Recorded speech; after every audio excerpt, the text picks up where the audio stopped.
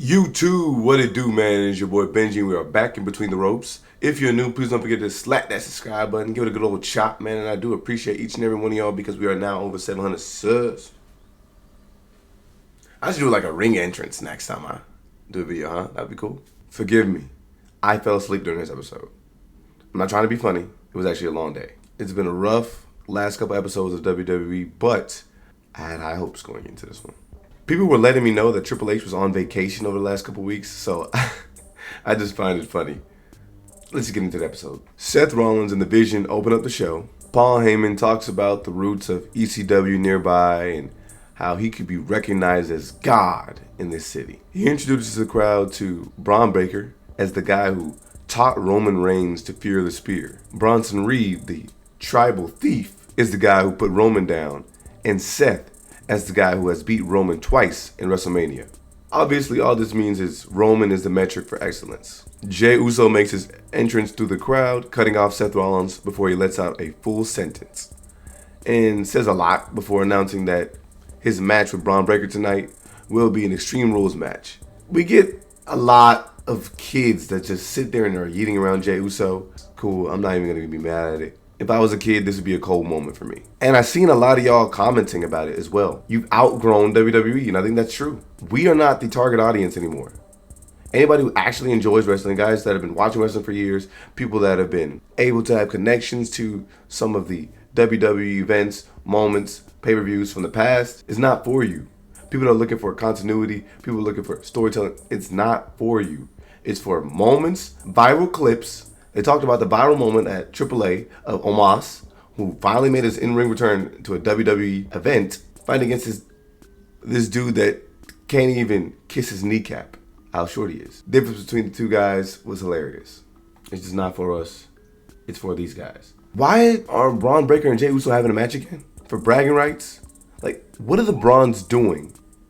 Or what do they gain by being at the side of Seth Rollins? All they have gotten are a bunch of matches. They are not going after titles. They're just assisting Seth Rollins by weakening his opponents.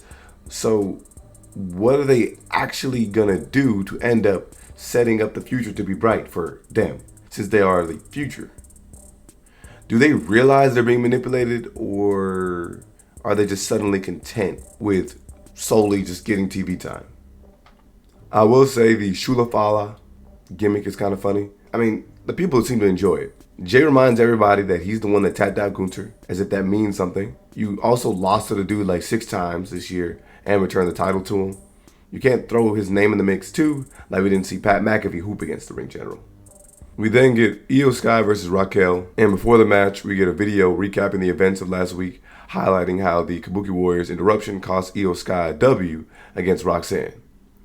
Before walking out to the ring, Asuka and Kyrie apologize. But for some reason, Io is fighting Racquel in an attempt to prove that she can win a singles match without the help of the Kabuki Warriors. She is turning down these nice ladies from joining her ringside for an ego boost, which she shouldn't need. Io was just the women's champ. She was doing big things without the assistance of the Kabuki Warriors. It's almost as if these ladies just don't watch the program. I get maybe a year or so ago, they used to jump everybody in order to win. But Io has been doing things solo for a while.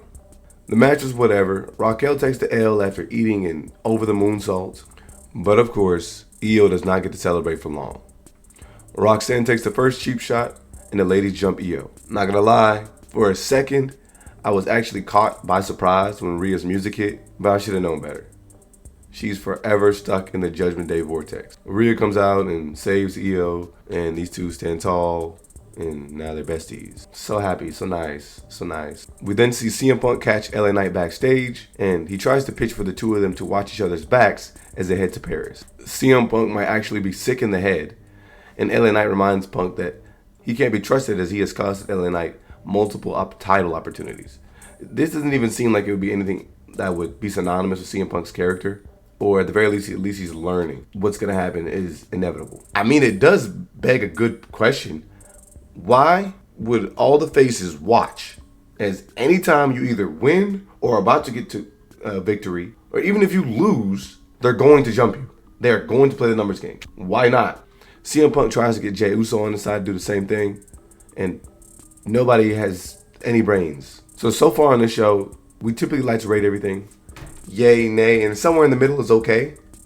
This is nay. Like the entirety of the beginning of the show so far has been nay. Even the CM Punk and LA Knight confrontation. LA Knight was going to throw some funny stuff in there. Looked like he was trying to say something like a funny pun. Probably the first thing that came to his head. We were talking about like a meat sandwich or something like that. When he was talking about fighting CM Punk. But I don't know. It came off like he was going to say something, pause, and he kind of like skirted past it. A bunch of filler and a bunch of commercials. Shortly after, Rhea's backstage apologizing for helping Io. Asuka shows up and is upset because they were warned to stay back. Yet Rhea gets to take all of the credit for being there to help. Rhea and Asuka do a little bit of banter. Io starts to yell and then storms off before the Kabuki Warriors follow. Kairi is obviously torn about the fighting amongst friends. There's just zero depth to Rhea. They have nothing to do with Io. The Kabuki Warriors returned to be side fiddles to another story that'll probably end up showing us how great Rhea is. We also got Penta versus Xavier Woods. Penta beats Xavier Woods. I mean, this is a match that we all knew would be good, but it's just pointless. After Penta secures the victory, the bad guys just watch as Penta leaves the ring, whereas every other bad guy would have jumped this dude. Look, the New Day was just champions, and they were mourning the loss of the titles and the death of the tag division, yet they have not been successful in 2025. They barely defended the titles when they had them. And outside of that reign, they didn't win much. It is too late for us to care about an angle that could have been great. And it doesn't look like they're headed anywhere, as next week we're getting Kofi versus Penta. Why is Grayson Waller following these guys around? They don't even acknowledge this dude. Dude, everything on this show has been rinse, wash, repeat.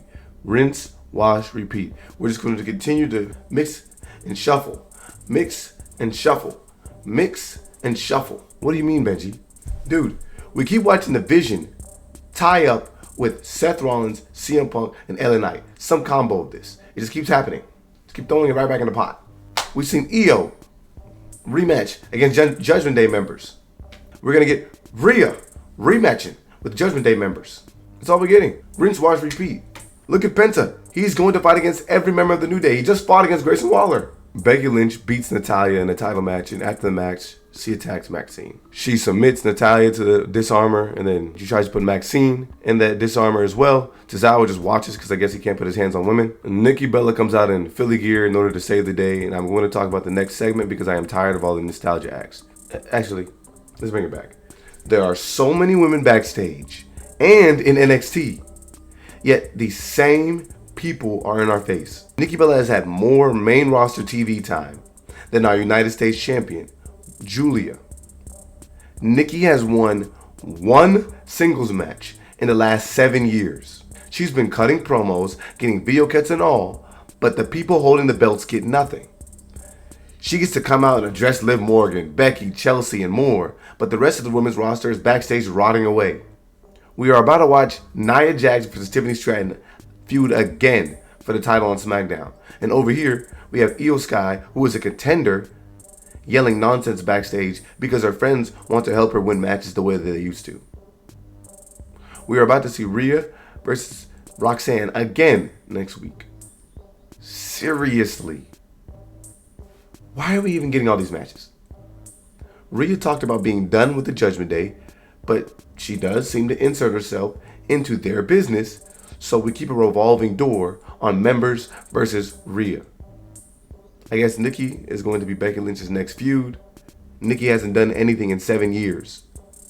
But whatever, who cares? That's what we're going to get. Bayley is going crazy. She must have taken a hit of that Green Goblin serum. I will worry about the implications of her talking to the voices in her head when they develop into something. After losing the title to Nia, Bayley has just not had a successful individual run. If I had to keep watching Lyra and Becky and Bayley feuding for weeks on end, I'd probably start losing my mind as well. The highlight of the show for me was Naomi surrendering her title. But not a highlight in a good way. A highlight in the fact that she just delivered this promo well. It's a bad thing that we're not going to get Naomi on TV, because she was the thing that was carrying the division. She did throw some hilarious one-liners in there, talking about how Big Jump loves to Netflix and chill, and how her having a baby is just continuing the bloodline. She even said that she's down to show up and beat some tail en route to regaining her title with her baby in her arm. Congrats to Naomi and Jimmy Uso. Where does WWE go with the title? Does it magically find its way to Rhea Ripley's hands? We'll see.